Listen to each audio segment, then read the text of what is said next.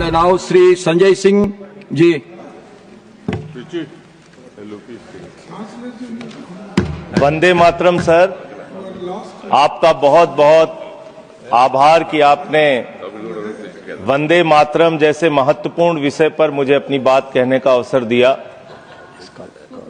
मान्यवर, मैं सोच रहा था कि वंदे मातरम के बारे में उसके 150 वर्ष पूरे होने पर यह चर्चा सरकार के द्वारा क्यों प्रायोजित कराई जा रही है। एक तो यह अच्छी बात है कि देशभक्ति की भावना का विकास सबके अंदर हो। वंदे मातरम के महत्व को सारे देश के लोग समझें, नौजवान समझे, किसान समझे, मजदूर समझे, पढ़ा लिखा समझे, गैर पढ़ा लिखा समझे। यह अच्छी पहल है, लेकिन मैं साथ ही साथ यह भी सोच रहा था तो एक घटना मुझे याद आई मान्यवर। वो घटना थी उत्तर प्रदेश की। हमारे एक ऊर्जा मंत्री हैं माननीय मंत्री जी ए.के. शर्मा जी, उनके सामने व्यापारी लोग पहुंचे। उन्होंने कहा 21 घंटे से लाइट नहीं आ रही, 21 घंटे से लाइट नहीं आ रही, व्यापार बर्बाद हो रहा है, बच्चे रो रहे हैं, हमको गर्मी में बिजली दे दो। मंत्री जी ने कहा जय श्री राम, बजरंगबली की जय, और गाड़ी में बैठ के चले गए। मैं आपके माध्यम से सरकार से पूछना चाहता हूं, क्या भगवान श्री राम ने आपको कहा है कि आप नाकारे और निकम्मे हो जाइए और जनता को अंधेरे में रखिए, बिजली ना दीजिए? यह क्या भगवान श्री राम ने आपको कहा है? यह शिक्षा आपको भगवान श्री राम ने दी है? मान्यवर, मुझे वंदे मातरम आम आदमी पार्टी की रैलियों में, आम आदमी पार्टी की सभाओं में जब भारत माता की जय और वंदे मातरम जोर जोर से लगाए जाते हैं। किसी दिन लगाने का मन हो तो आ जाना हमारी पार्टी के कार्यक्रम में, आपसे ज्यादा तेजी के साथ वहां पर वंदे मातरम लगाएंगे। सदन में भी लगाना चाहते हो लगाओ। तो आप इन नारों के पीछे, ये नारे देशभक्ति के हैं, ये नारे देश की रक्षा के हैं, ये नारे देश को आजादी दिलाने के लिए हैं। ये नारों के पीछे अपने गुनाहों को छिपाने के लिए नारे नहीं है, मैं कहना चाहता हूं मान्यवर। और आप क्या कर रहे हैं? आप इन नारों के पीछे अपने गुनाहों और अपराध को छिपाना चाहते हैं। वंदे मातरम का मतलब क्या है? वंदे मातरम का मतलब है मातृभूमि की वंदना। मातृभूमि की वंदना। हम मातृभूमि की वंदना करते हैं, तो आप कैसे मातृभूमि की वंदना कर रहे हैं? अरे 1 रुपए में तो एक आम नहीं मिलता।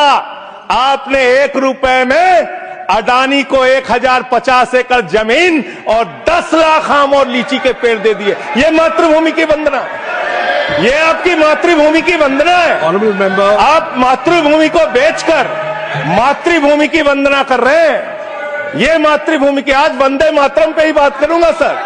मातृभूमि की वंदना, मातृभूमि की वंदना हिंदुस्तान के एयरपोर्ट को बेच के नहीं हो सकती। मातृभूमि की वंदना रेल को बेच के नहीं हो सकती, सेल को बेचकर नहीं हो सकती, समुद्री तटों को बेचकर नहीं हो सकती, कोयला और गैस को बेच के नहीं हो सकती, हिंदुस्तान की जमीनों को बेच के नहीं हो सकती। तुम लोग मातृभूमि को बेचने वाले लोग हो, तुम मातृभूमि की वंदना करने वाले लोग नहीं हो। मान्यवर, वंदे मातरम पे ही सुनिए। आज वंदे मातरम के अलावा कुछ बोलूंगा ही नहीं। मातृभूमि की वंदना, इस मातृभूमि की वंदना में जब यहां पे लीडर ऑफ द अपोजिशन बोल रहे थे, मान्यवर, honourable I am not yielding sir, I am not yielding sir, sir I am not yielding sir, I am not yielding sir. जब लीडर ऑफ अपोजिशन बोल रहे थे, ऑथेंटिकेट इट प्लीज देन। जब leader, sir I am not yielding, sir I am not yielding. जब यहां पे leader of opposition बोल रहे थे, नो पॉइंट ऑफ ऑर्डर, खड़गे साहब, उनके मुंह से नो पॉइंट ऑफ ऑर्डर, दलित शब्द निकल गया, दलित शब्द निकल गया। पूरी की पूरी भारतीय जनता पार्टी हाउस में खड़े होकर विरोध करने लगी। दलितों से इतना चिढ़ है आपको? क्या दलित भारत माता के बच्चे नहीं? क्या पिछड़े भारत माता के बच्चे नहीं? क्या आदिवासी भारत माता के बच्चे नहीं? अगर दलितों, पिछड़ों, आदिवासियों की बात होगी तो आप विरोध I'll करोगे। have to give it to LOH. आप विरोध I'll have to करोगे। give it to LOH. You are not on the topic. LOH. Just need a minute. LOH. Sir दो बातें हैं। Please. LOH is on its legs. LOH is on its legs. Sir दो बातें हैं। एक तो हम चाहते हैं कि डिबेट, हेल्दी डिबेट हो, तर्कों के साथ हो। अभी इन्होंने आरोप लगा दिया कि दलितों पर बीजेपी वाले एकदम हल्ला करने लगे। ऑन रिकॉर्ड है, मैंने कहा है दलित के विषय में कि ये हमारे पूज्य हैं, हमारे भाई हैं, ये ऑन रिकॉर्ड है। इस तरीके के स्वीपिंग स्टेटमेंट्स न दे और इस हाउस के माध्यम से देश को गुमराह न करे, नंबर 1। नंबर 2, आपने कहा ये बेच दिया, ये बेच दिया, ये बेच दिया। आई से please authenticate on the floor of the house what ever you have charge. देखिए आज सर बहुत अच्छी बात गृह मंत्री जी भी कह के गए और लीडर ऑफ द हाउस भी कह रहे हैं कि जो कुछ भी मैं बोलूं उसको ऑथेंटिकेट करूं। और मैं आपसे अनुरोध कर रहा हूं सर कि अगर मैं ऑथेंटिकेट ना करूं तो मेरे खिलाफ कार्रवाई की जाए। एक एक चीज मैं ऑथेंटिकेट करूंगा। अगर मैं कोई बात कह रहा हूं तो उसको ऑथेंटिकेट करूंगा। दूसरी बात, शहीद खुदीराम बोस की बात हुई सर, कल उस सदन में चर्चा हुई। हिंदुस्तान के सबसे युवा क्रांतिकारी जिन्होंने फांसी के फंदे को चूमा, वंदे मातरम का नारा लगाया, शहीद खुदीराम बोस, शहीद रोशन सिंह, शहीद राजेंद्र लहड़ी, शहीद अशफाक उल्ला, शहीद राम प्रसाद बिस्मिल, शहीद प्रफुल्ल चाकी, हिंदुस्तान के तमाम क्रांतिकारियों ने जब फांसी के फंदे को चूमा, शहीद आजम भगत सिंह, शहीद सुखदेव, शहीद राजगुरु, सबने वंदे मातरम का नारा लगाया। सबने वंदे मातरम का नारा लगाया। और शहीद खुदीराम बोस को अब आप याद कर रहे होंगे, मैं पिछले 31 साल से 3 दिसंबर को शहीद खुदीराम बोस की जयंती का आयोजन करता हूं। मेरी संस्था का नाम शहीद चंद्रशेखर आजाद के नाम पे है।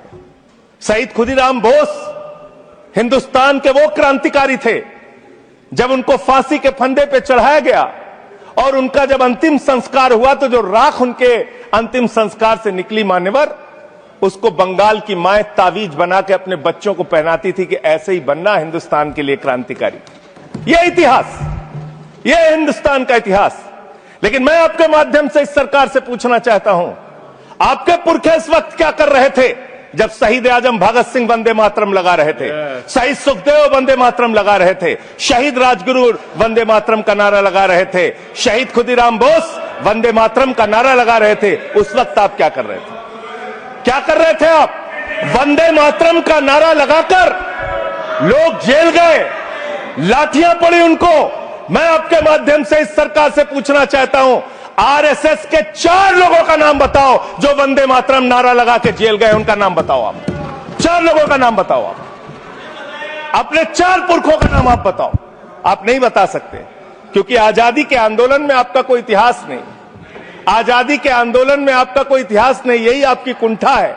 तो इसलिए कभी आप कहते हो सरदार वल्लभ भाई पटेल आपके हैं। अरे भैया, सरदार वल्लभ भाई पटेल ने आरएसएस के ऊपर बैन लगाया था, यह रिकॉर्डेड हिस्ट्री है। और जब 18 महीने जेल में रखा गया आरएसएस के लोगों को राष्ट्रपिता महात्मा गांधी की हत्या के अपराध में, जब उनको छोड़ा गया, बैन हटाया गया, तो उसमें शर्त लगाई कि आप राष्ट्रीय ध्वज को मानेंगे, यानी कि आप तिरंगे झंडे को भी नहीं मानते थे। आपने 52 साल तक हिंदुस्तान का तिरंगा झंडा आरएसएस के मुख्यालय पे नहीं फहराया सर, नहीं फहराया। और 3 लोगों ने आरएसएस के मुख्यालय पर जब ये झंडा फहराया, उन तीनों के नाम मैं पढ़ रहा हूं, विजय, उन्मत, दिलीप, इन तीनों लोगों के खिलाफ आरएसएस ने एफआईआर दर्ज कराई। किस अपराध में? कि हमारे दफ्तर में तिरंगा क्यों फहरा दिया। और कितने साल तक मुकदमा लड़े? 13 साल तक मुकदमा लड़े। यह है आपकी असलियत। आप तिरंगे का विरोध करते हैं, भारत के राष्ट्रीय ध्वज का विरोध करते हैं। जो लोग तिरंगे और राष्ट्रीय ध्वज का विरोध कर सकते हैं, वो भारत माता के सच्चे सपूत नहीं है, वो नहीं है हमारे निगाह में। और मैं आपको बताता हूं सर, ये है 28 दिसंबर 1949 का ऑर्गेनाइजर पत्र, इसको भी रखूंगा, क्योंकि आज गृह मंत्री जी और लीडर ऑफ द हाउस दोनों कह के गए रिकॉर्ड पे सारी चीजें आनी चाहिए, इसको रिकॉर्ड पे रखना चाहिए। इतिहास देश को पता चलना चाहिए किन लोगों ने देश के साथ गद्दारी की, किन लोगों ने तिरंगे का विरोध किया, किन लोगों ने राष्ट्रगान का विरोध किया। आपको ये पढ़ के सुनाना चाहता हूं, ये ऑर्गेनाइजर है, क्या लिख रहा है। What is the moral sanction behind government's choice of Jan Gana Man, except that it can be made an item of entertainment. आप राष्ट्रगान का विरोध कर रहे हैं, आप भारत के राष्ट्रगान का विरोध कर रहे हैं, आपके मुख्य पत्र में भारत के राष्ट्रगान का विरोध लिखा गया है। इसके लिए भारत के प्रधानमंत्री को और पूरी की पूरी भारतीय जनता पार्टी को, जो अपने आप को आरएसएस को अपना आदर्श मानती है, पूरे देश से माफी मांगनी चाहिए। ये रिकॉर्ड पे लाऊंगा सर, इसको रख लीजिएगा, ये रिकॉर्ड पे रखा जाए। मान्यवर, फिर से बोल दे रहा हूं, 28 दिसंबर 1949 ऑर्गेनाइजर अखबार जो आरएसएस का मुख्य पत्र है, और इस आरएसएस के मुख्य पत्र में फिर से लिख दे रहा हूं, फिर से पढ़ दे रहा हूं क्या लिखा हुआ है। What is the moral sanction behind government's choice of Jan Gana Man? Unnecessarily it will get provoked. It can Continue, be please. made an Please item continue. of entertainment. Please continue. ये लिखा संजय हुआ। जी unnecessarily provoke. Continue. अच्छा sir, मैं आपसे ये कहना चाहता हूं कि आपने तिरंगे का विरोध किया, राष्ट्रगान का विरोध किया, वंदे मातरम आपने लगाया नहीं कभी, कोई आपका व्यक्ति देश की आजादी के आंदोलन में जेल नहीं गया, कभी आपने कोई देश के लिए, हमारे यहां अवधि में कहावत है, नाखून कटाए के शहीद ना बना भैया। तू तो नाखूनों नहीं कटाया भैया, बिना नाखून कटाए शहीद बना चाहता है, बिना नाखून कटाए शहीद, ऐसे काम नहीं चलेगा सर। जिन्ना का भी जिक्र कल दूसरे सदन में हुआ, प्रधानमंत्री जी ने जिक्र किया। जिन्ना के साथ आपके कितने गहरे और मधुर संबंध थे, क्या इस देश के लोगों को पता है? नहीं पता, मैं बताता हूं। श्यामा प्रसाद मुखर्जी जी फजलुल हक की गवर्नमेंट में फाइनेंस मिनिस्टर थे, और फाइनेंस मिनिस्टर रहते हुए उन्होंने अंग्रेज गवर्नर को चिट्ठी लिखी थी। Shyama Prasad followed this and told Governor Herbert the administration of the Bengal province should be carried on in such a manner that in spite of the best efforts of the Congress, this Quit India movement will fail. ये चिट्ठी लिखी है। आपने भारत छोड़ो आंदोलन के खिलाफ आपके नेता, जनसंघ के पहले राष्ट्रीय अध्यक्ष और तत्कालीन गवर्नमेंट में जो वित्त मंत्री थे, उन्होंने चिट्ठी लिखी अंग्रेज गवर्नर को और कहा कि भारत छोड़ो आंदोलन, जो हिंदुस्तान के क्रांतिकारियों का आंदोलन था, जो देश की आजादी का आंदोलन था, वो आंदोलन कुचल देना चाहिए, खत्म कर देना चाहिए। ये है रिकॉर्डेड हिस्ट्री आपकी, ये आपको, आपके बारे में पूरे देश को पता रहना चाहिए। अब जिन्ना, हाँ, इसको भी सभा के पटल पर रखूंगा। जिन्ना और आपके रिश्ते क्या थे, कितने मधुर रिश्ते थे। एक राज्य में सरकार नहीं बनाई मान्यवर इन्होंने, नॉर्थ वेस्ट फ्रंटियर, सिंध प्रांत और फजलुल हक की गवर्नमेंट। फजलुल हक वो शख्स है जो पाकिस्तान बनने के बाद वहां की सरकार का गृह मंत्री बना। आपके रिश्ते उन लोगों के साथ थे, ये देश को पता होना चाहिए। इसलिए आप किसी को भी देशभक्ति का प्रमाण पत्र बांटने का काम मत कीजिए। आप वंदे मातरम लगाने का काम कर रहे हैं और देश की सुरक्षा के साथ खिलवाड़ कर रहे हैं। आप भारत की सेना को 4 साल के अग्निवीर पे लेके आ गए, जो हिंदुस्तान की सीमा की सुरक्षा करने वाले हैं, जो वंदे मातरम का नारा लगाते हैं हमारे जवान, हमारे सैनिक, जो -50 डिग्री टेम्परेचर में सियाचिन में और +50 डिग्री टेम्परेचर में जैसलमेर में भारत की सीमाओं की रक्षा करते हैं, इस मातृभूमि की रक्षा करते हैं। उनके पीठ में छुरा मारने का काम आपने किया, उनकी नौकरी 4 साल की कर दी अग्निवीर की। आपको मातृभूमि से प्यार है, आप देशभक्ति की बात करेंगे, आप देशभक्ति की बात कर रहे हैं। अरे मैंने साइकिल चोर सुना था, लॉकेट चोर सुना था, स्कूटर चोर सुना था, मैंने सुना था तमाम तरह के चोर होते हैं। आप लोग तो वोट चोर निकल गए हिंदुस्तान के अंदर। वोट चोर, 3 करोड़ वोट उत्तर प्रदेश में 3 करोड़ वोट की चोरी करने जा रहे हैं। कल की मीटिंग में पता चला 17.5% वोट उत्तर प्रदेश में काटे जाएंगे। आप ये कर रहे हैं, ऐसे लोकतंत्र को मजबूत करेंगे? ऐसे आप मातृभूमि की सेवा करेंगे? ऐसे आप मातृभूमि की वंदना करेंगे? मान्यवर, मैं आप लोगों से सिर्फ इतना कहना चाहता हूं मान्यवर, आपके माध्यम से, कि हमने फिल्मों में सीन देखी है, डाकू लोग आते हैं, जय भवानी जय भवानी जय भवानी कह के, और वो गांव का गांव लूट के चले जाते हैं। जय भवानी कह के गांव का गांव लूट के चले जाते हैं। हम इस देश के अंदर किसी भी सरकार को वंदे मातरम और भारत माता की जय लगाकर देश को लूटने की इजाजत नहीं देंगे। वंदे मातरम लगाएंगे, भारत माता की जय लगाएंगे, जय हिंद भी कहेंगे, राष्ट्रगान भी कहेंगे, वंदे मातरम भी गाएंगे, लेकिन देश के साथ गद्दारी और धोखेबाजी नहीं करने देंगे। आपको नहीं करने देंगे। ये देशभक्ति के नारे हैं, ये देशभक्ति के नारे हैं। आप बेरोजगारी पे बात नहीं करना चाहते, महंगाई पे बात नहीं करना चाहते, दलितों का मंदिर में प्रवेश वर्जित है, कहीं उनको रोका जा रहा है, उस पर बात नहीं करना चाहते, पिछड़ों का शोषण हो रहा है, उस पर बात नहीं करना चाहते। आपने मातृभूमि की सेवा यह की है कि आज हिंदुस्तान के ऊपर 200 लाख करोड़ रुपए का कर्जा है, 200 लाख करोड़ रुपए का कर्जा। आपने हिंदुस्तान को आज इस स्तर पे पहुंचाने का काम किया है। और दूसरी बात मैं पूछना चाहता हूं आपके माध्यम से मान्यवर, इस देश में मजदूर भी हैं, किसान भी हैं, आदिवासी भी हैं, दलित भी हैं, पिछड़े भी हैं, सवर्ण भी हैं, सब में अनपढ़ है, सब में भारी संख्या है जो पढ़े लिखे नहीं है, जिनको संस्कृत का ज्ञान नहीं है, जो नहीं पढ़ सकते वंदे मातरम। तो आप उनको कह रहे हैं कि वो देशभक्त नहीं है। मैं आपके माध्यम से कहना चाहता हूं, वो देश को लूटने वाले अडानी जैसे पूंजीपतियों से ज्यादा बड़े देशभक्त हैं, जो अपने बच्चों के लिए श्रम करते हैं, मजदूरी करते हैं, कुली का काम करते हैं और अपने बच्चों का पेट भी पालते हैं, देश की भी सेवा करते हैं। वो आपसे ज्यादा देशभक्त हैं। उनकी देशभक्ति को आप इससे चेक करने का काम मत कीजिए, उससे परीक्षा करने का काम मत कीजिए। मान्यवर, मैं अंत में एक और बयान आया, उसका जिक्र करके अपनी बात को खत्म करूंगा। अभी एसआईआर की प्रक्रिया के तहत उत्तर प्रदेश के मुख्यमंत्री ने कहा कि डिटेंशन सेंटर बनाए जाएंगे।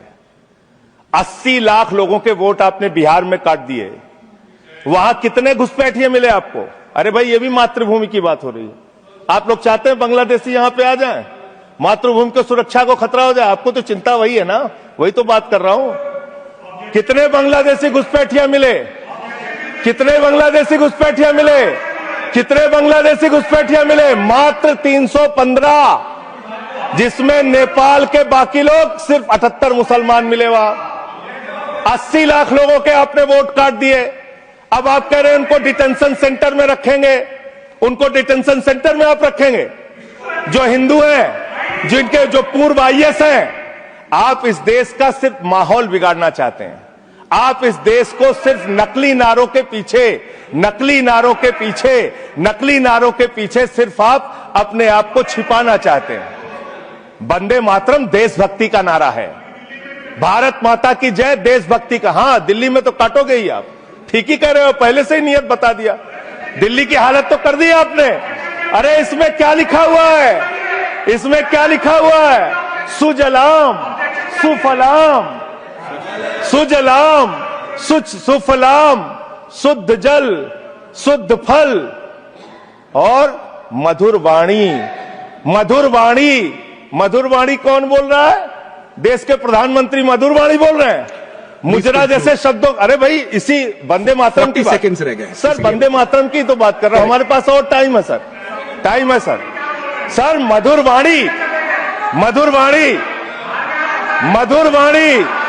सर, जहरीली हवा और जहरीला पानी दिल्ली में दे रहे हैं। हमारे पूर्वांचल के भाइयों के ऊपर बुलडोजर चला रहे हैं। सर, मेरे टाइम में से काट लीजिएगा, पार्टी टाइम में से काट लीजिएगा, प्लीज, पार्टी टाइम में से काट लीजिएगा। सर, हमारी पार्टी का टाइम 24 मिनट है। प्लीज 1 सेकेंड दिल्ली को संजय जी 1 दिल्ली को आपने- सेकेंड ऑनरेबल अभी 10 मेंबर्स महीने ऑनरेबल मेंबर्स 1 बच्चों सेकेंड शांत हो जाओ। माननीय संजय जी बच्चों माननीय शांत। संजय जी माननीय संजय बच्चों जी शांत। कंक्लूड करिए, आपका सर, समय खत्म अरे हो रहा मैं है। चौ- It'll cut sir, you. 24 Please, minute मेरा please, टाइम है। प्लीज मैं अपने माननीय time- Neeraj ji please he is concluding please conclude 10 second sir, please conclude, आपका समय समाप्त हो गया। सर मेरी पार्टी का समय 24 मिनट है। ठीक है। मेरी पार्टी का समय 24 मिनट है। और कोई स्पीकर नहीं है आपके? स्पीकर एक और है, उनमें से आप काट लीजिएगा समय। मैं कह रहा हूं Conclude करिए, ना, conclude। हाँ, ये हमारा अधिकार है, पार्टी का अधिकार है। तो मान्यवर 10 महीने में आपने दिल्ली की वो हालत कर दी, जहरीली हवा यहां पर आने लगी। दिल्ली को आपने दुनिया का सबसे प्रदूषित शहर बना दिया। बच्चों शांत हो जाओ, बच्चों शांत, बच्चों हल्ला मत करो, शांत हो जाओ। कंक्लूड मान्यवर, अरे मैं एक Conclude मुख्यमंत्री करिए। इन्होंने बनाया है। कंक्लूड करिए सर एक मुख्यमंत्री बनाया है इन्होंने। प्लीज खत्म कर रहा हूं। प्लीज एक मुख्यमंत्री बनाया है जिसको ये नहीं मालूम कि AQI होता क्या है। कंक्लूड करिए। वो टेम्परेचर बता रही है। ये हालत है। Thank you.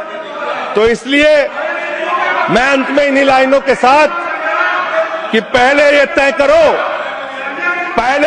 करो कि वफादार कौन है।